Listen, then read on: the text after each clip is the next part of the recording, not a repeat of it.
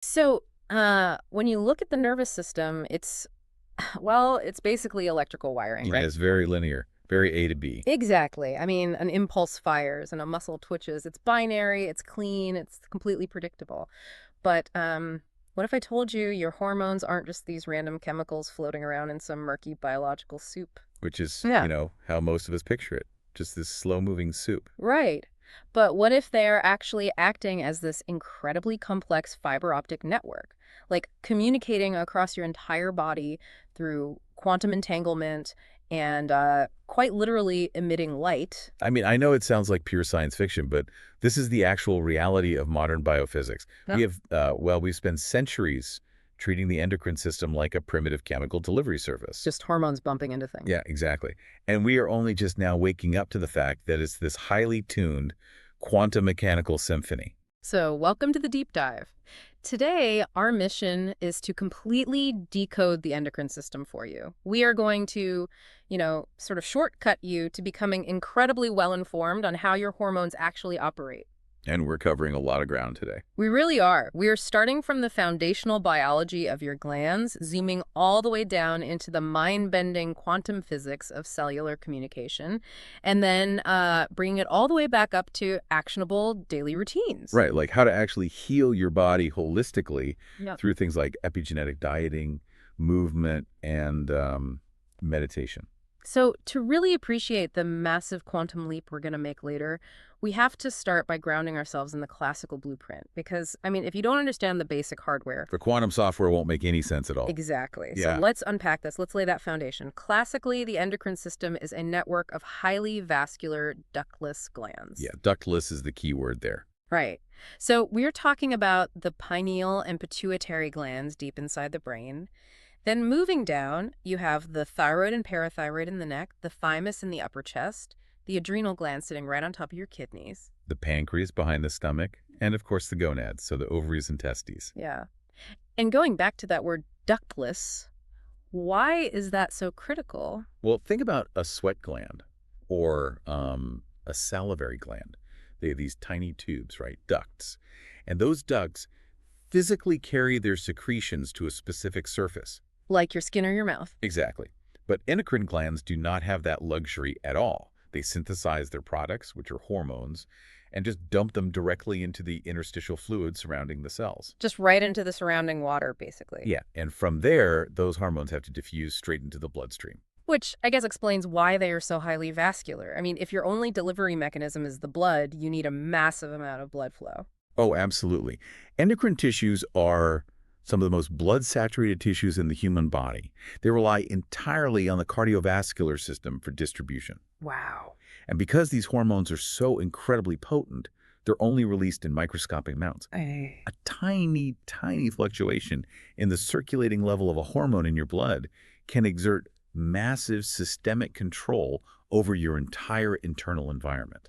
It's almost like the nervous system is a text message, right?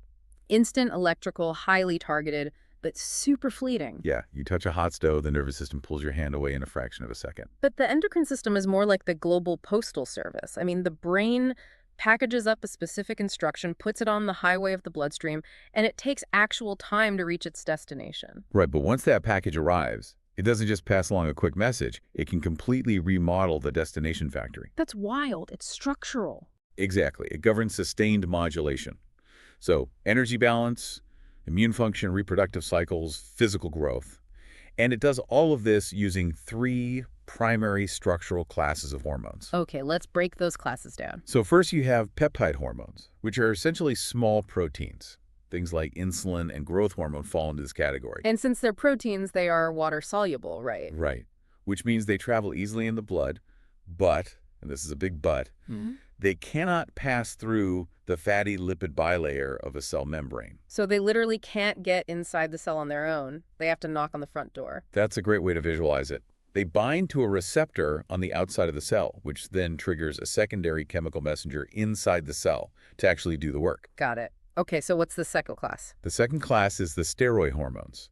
Now, these are derived from cholesterol, which makes them lipid soluble. So they're fat soluble. Yes. Mm. This includes your sex hormones like estrogen and testosterone, and your stress hormones like cortisol. So because they are fat soluble, they don't have to knock on the door, do they? No, they have a VIP pass. They pass right through the cell membrane, enter the nucleus, and bind directly to your DNA to regulate gene transcription. Wait, really?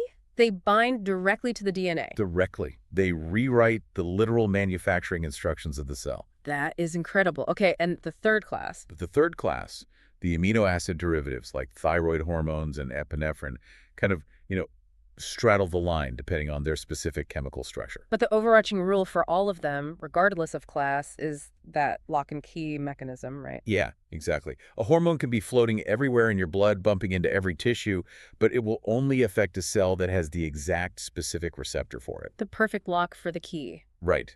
And those locks are constantly changing. It's not static. A cell can downregulate or decrease its receptors if it's being flooded with too much hormone. Like putting in earplugs to turn down the noise. Exactly. Or it can upregulate, literally creating more receptors if it is starved for a signal and needs to listen harder. Which brings us to how the body actually controls this massive postal service. I mean, it relies on these multi-tiered hierarchical axes and negative feedback loops. Yes, the feedback loops are everything. Let's walk through the exact chemical cascade of the HPA axis, for example, the hypothalamic pituitary adrenal axis, the one that handles stress. Okay, so it starts in the hypothalamus, which is this middle control center in the brain. The hypothalamus acts as the ultimate sensor. So let's say you perceive a threat. A car swerves into your lane. Right. Instantly, the hypothalamus releases a hormone called CRH.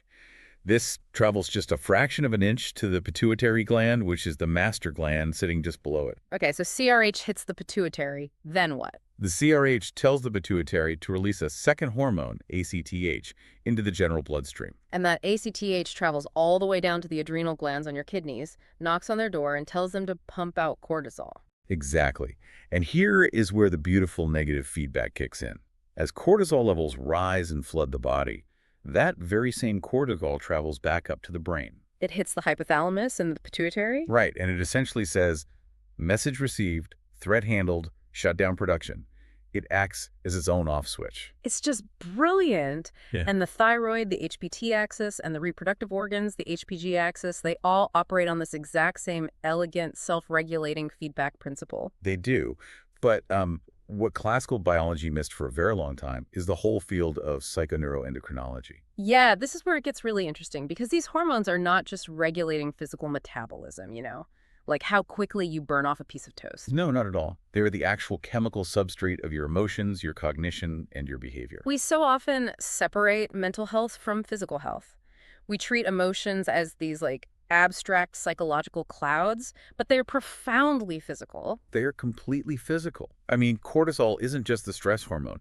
It literally alters how your brain uses glucose, heightening awareness while totally suppressing digestion. And oxytocin, which is produced in the hypothalamus, people always reduce it to the cuddle hormone. Oh, that drives me crazy. It's so much more than that. It fundamentally dictates human trust, social bonding, and how we actually interpret social cues from other people. What about thyroid hormones? Well, consider this. If your thyroid is suppressed, you don't just feel physically tired.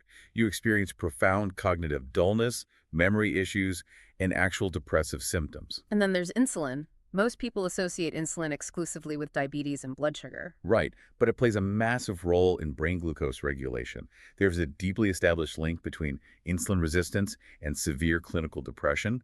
The brain and the endocrine system are just engaged in this constant bidirectional conversation. Which honestly exposes the massive danger of chronic stress. I mean, that HPA axis we talked about is a brilliantly adapted survival mechanism for an acute threat. Yeah, if you are chased by a predator, a massive spike in cortisol and epinephrine literally saves your life.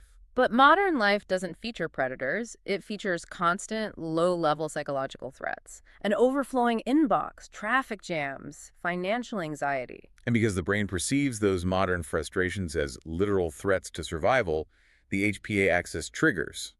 But the threat never actually resolves. You never fight or flee. So that negative feedback loop, the off switch we talked about, never fully engages. Never. The cortisol just stays chronically elevated. And over time, this chronic elevation is devastating. The sources show it physically reduces the synthesis of neurotransmitters like serotonin and dopamine. Not only that, it actively impairs the sensitivity of the receptors waiting for those feel-good chemicals. So you become chemically incapable of experiencing joy or relaxation at a baseline level. Exactly. And this is why modern psychiatric models are finally shifting toward precision psychiatry.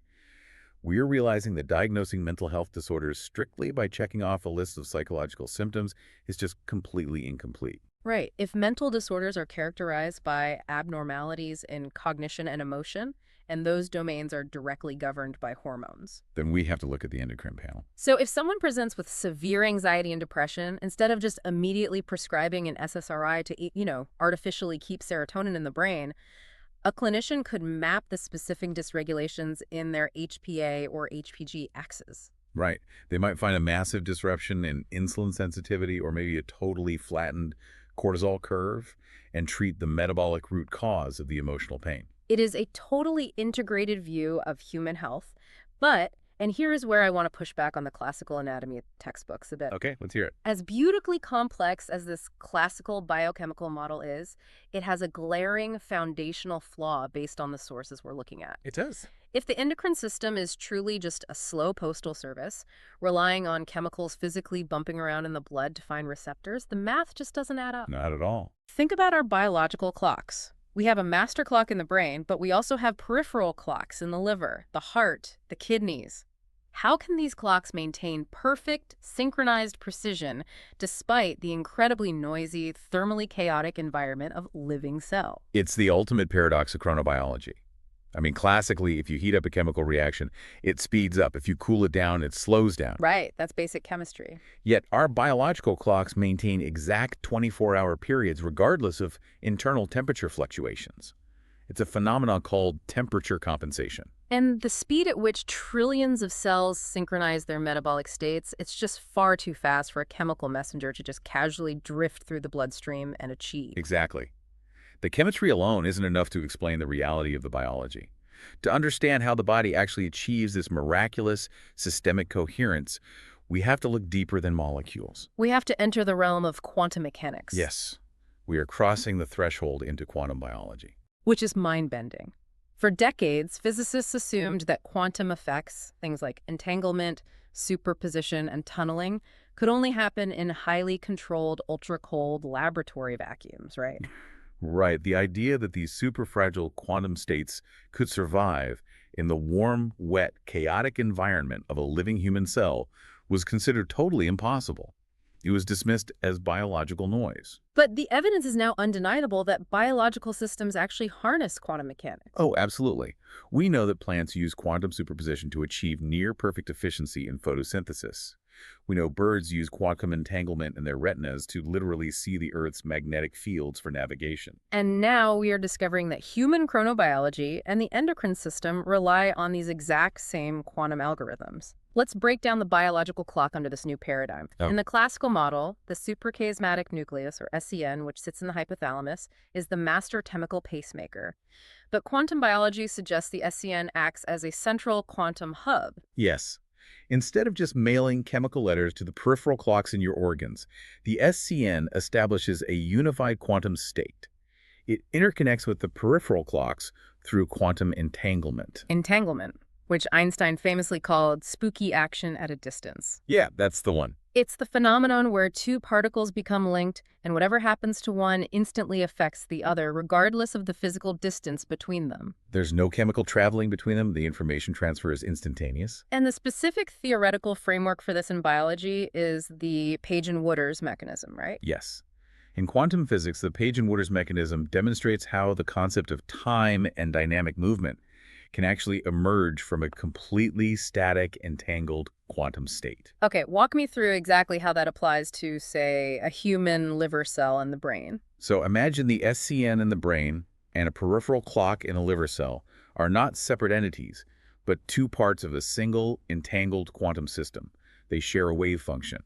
The Page-and-Wooders mechanism suggests that by acting as an entangled reference frame, the SCN allows the liver cell to perceive the flow of biological time in perfect lockstep with the brain. So they don't need a hormone to tell them what time it is. No, their entangled state ensures they're ticking at the exact same subatomic rhythm. But wait, if they are communicating through entanglement, is the role of the hormone? Does the Postal Service just not exist? Oh, the Postal Service exists, but the hormone is not just a letter. The hormone is the physical substrate that hosts the quantum link. How does that work? Well, certain hormones, particularly steroid dimers like progesterone and estradiol, have incredibly unique molecular structures. They contain these carbon ring structures with delocalized electrons. Delocalized electrons, meaning? Electrons that aren't tied to a single atom, they kind of float in a cloud across the whole ring. And those delocalized electrons are highly sensitive to quantum states. Which brings us to the concept of the magnetic body and cyclotron frequencies.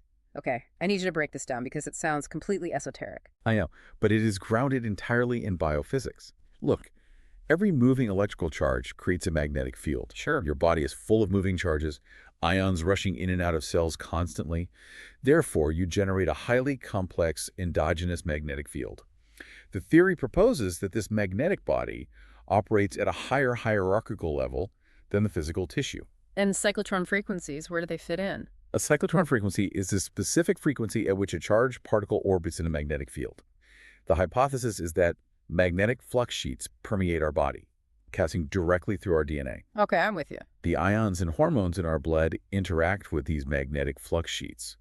When a hormone like estrogen enters the nucleus, its precise structure interacts with the cyclotron frequencies of the magnetic body. And that resonance is what initiates the physical unwinding of the DNA and protein synthesis. Exactly. So the hormone acts almost like an antenna, tuning into the magnetic field to receive instructions. Yes, that is a perfect analogy.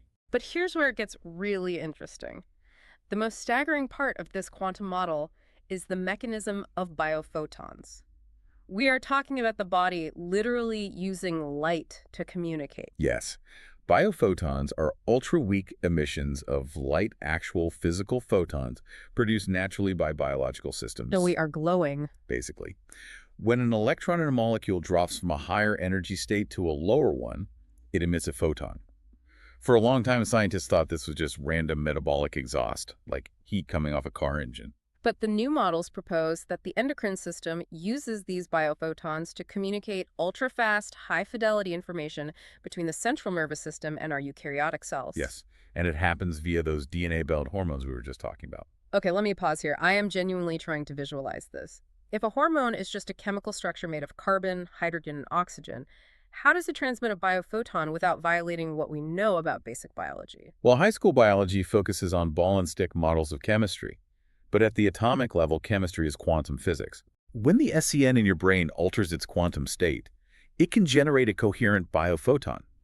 This photon travels down the body's natural optical pathways. Optical pathways, like what? Perhaps through the highly structured water inside our cells, or the microtubule networks that make up the cellular skeleton. Yeah. And the hormone sitting on the DNA in your liver cell acts as a microscopic prism or a tuning fork.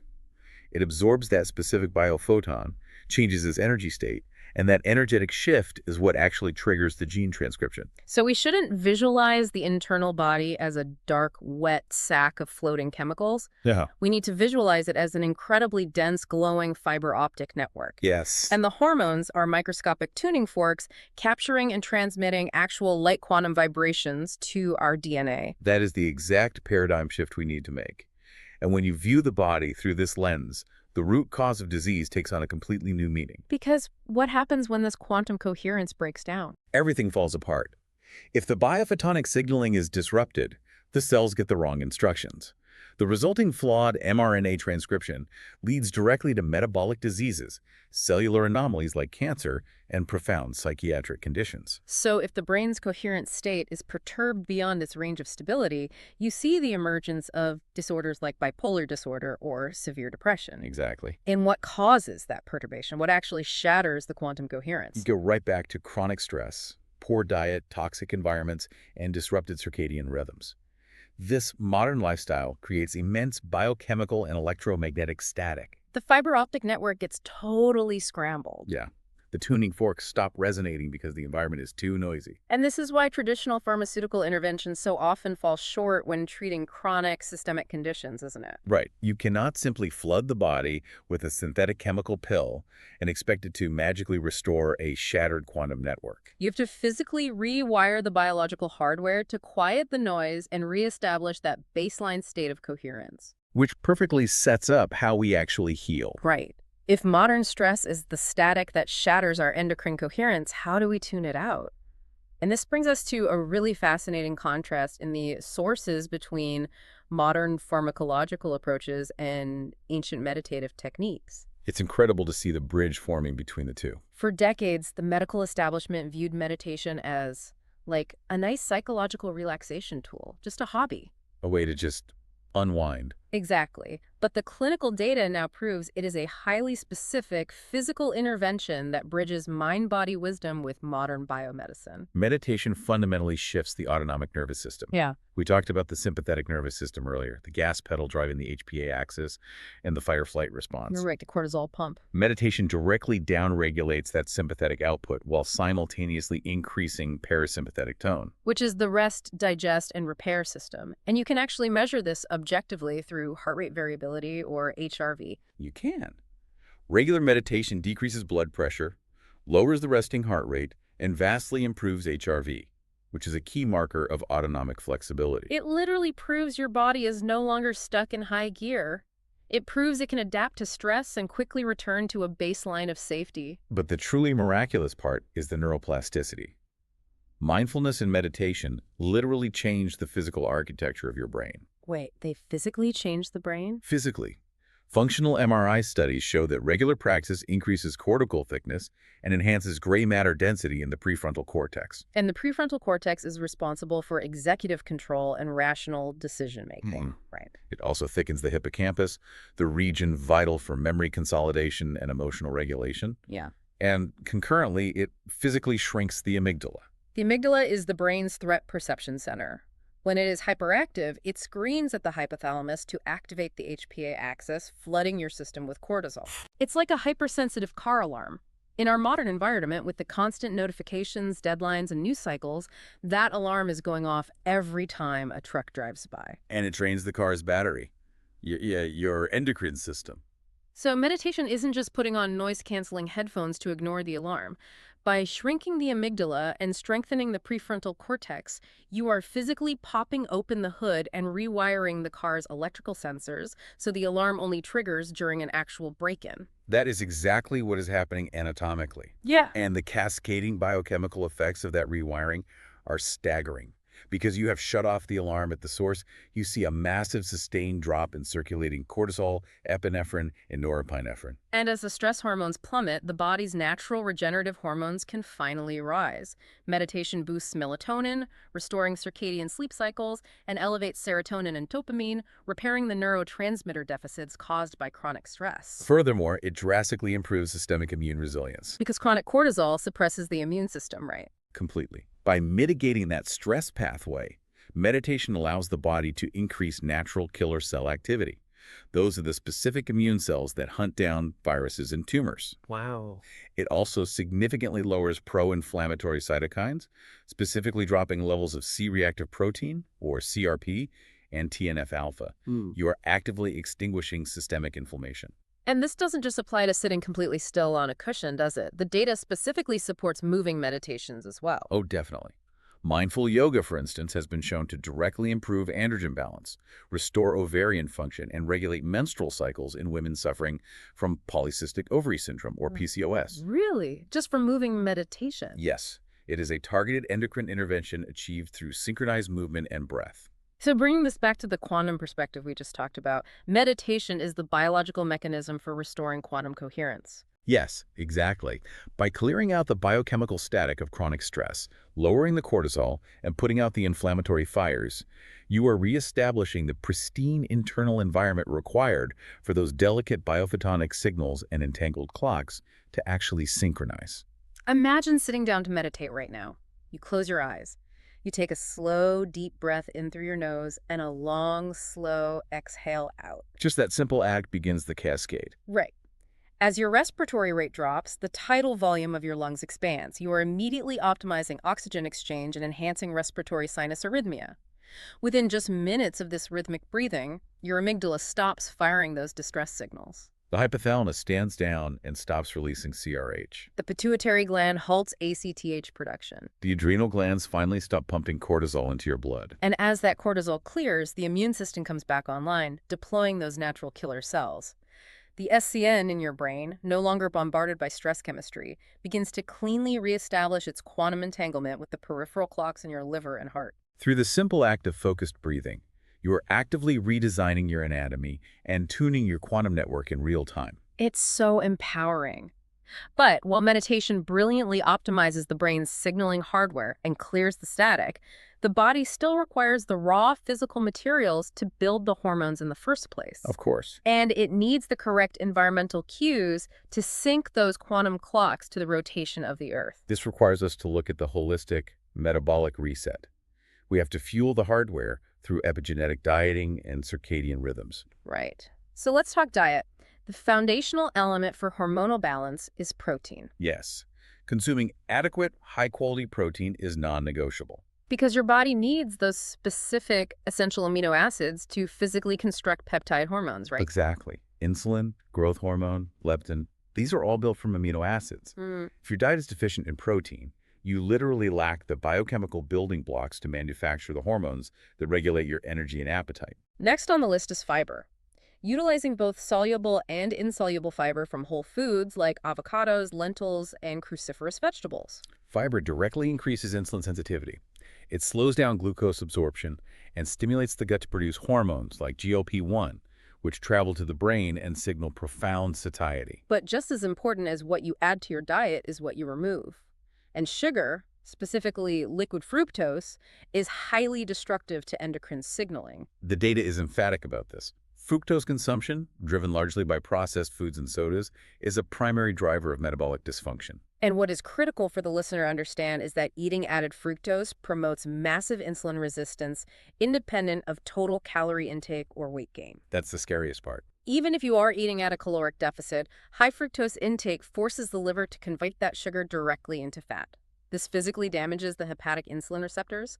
The fructose itself scrambles the hormonal signal. And this ties directly into maintaining a healthy, moderate weight, because adipose tissue body fat is not just inert energy storage. Visceral fat is highly active endocrine tissue. It produces its own hormones. It does. Excess adipose tissue secretes inflammatory cytokines and hormones that actively hijack your baseline hormonal signals, heavily contributing to systemic insulin resistance and leptin resistance. We also have to look at epigenetic dieting, specifically using food to alter gene expression and hormone processing. And the sources point to the Mediterranean diet as a really powerful therapeutic tool here. It is incredibly effective. It is rich in whole grains, wild-caught fish, healthy fats like olive oil, and cruciferous vegetables like broccoli and Brussels sprouts. And those cruciferous vegetables are key because they contain compounds like DIM, right? Dinyl-methane. Yes, DIM actively assists the liver in metabolizing and detoxifying excess estrogen. Which is huge because the standard Western diet, which is heavy in ultra-processed foods and conventional hormone-treated animal products, is heavily linked to abnormally high toxic estrogen levels. And that is a major risk factor for reproductive cancers. The Mediterranean diet provides the precise micronutrients needed to process and clear that excess estrogen safely. But perhaps the most profound intervention for the endocrine system isn't just about what you eat, but when you eat it. This is the concept of the circadian rhythm diet. This is where it all comes together. This brings the entire classical and quantum picture together. Because our endocrine system, governed by the SCN, our central quantum hub, is absolutely tethered to light and time. Right. Our biology evolved on a rotating planet with a strict diurnal cycle.